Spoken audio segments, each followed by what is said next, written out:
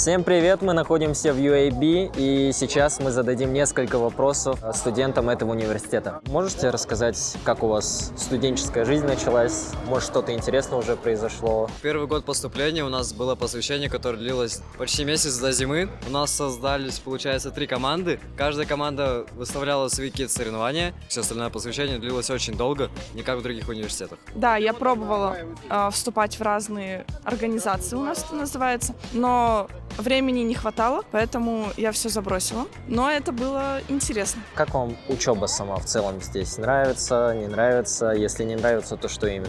В целом учеба нравится. Из-за нагрузки дикой прям очень сложно учиться, потому что вот грузят, честно грузят прям очень сильно. Смотря на других ребят, одноклассников, то, где учился, нормально. Им прям, не знаю, это не затрудняет, а тут прям затруднительно. Короче, ребят, совет. Если вы шарите за английский, поступайте на английское отделение, потому что тут меньше грузят. И, в принципе, будто легче, больше времени как-то на свою жизнь. Но при этом, если вы шарите за английский, если вы не шарите, будет, конечно, очень трудно. Можете рассказать про подготовку? Как экзамен прошел? Было сложно или нормально прошли? Вот когда первый раз шел на экзамен, было страшно, просто страшно. Ты думал, ты сдашь или не сдашь. А после первой попытки уже нормально. Я тоже ходила на курсы по подготовке к ЕНТ. В принципе, нормально сдала с Божьей помощью. Учите сливы.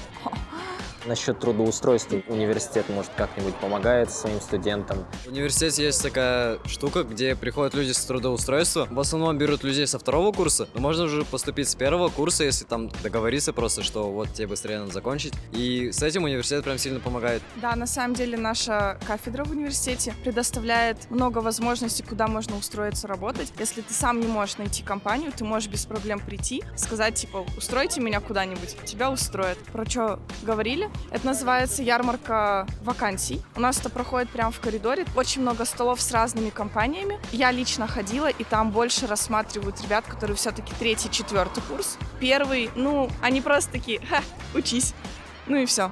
И напоследок, можете сказать пару слов наставлений для наших учеников, которые будут только сдавать экзамены? Вот самый большой совет – учитесь. Пожалуйста, учитесь, не пропускайте занятия. Я также думал, что я буду пропускать, и это все догоню.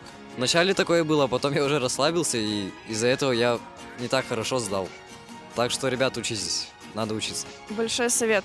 Пока есть возможность, учите историю Казахстана. Потому что на 1-м курсе вы будете проходить историю Казахстана. А потом будет устный экзамен, и просто учите историю Казахстана. Это был университет UAB. Надеемся, вы узнали для себя что-то новое, и вы поступите в университет своей мечты. Всем спасибо за просмотр. Пока!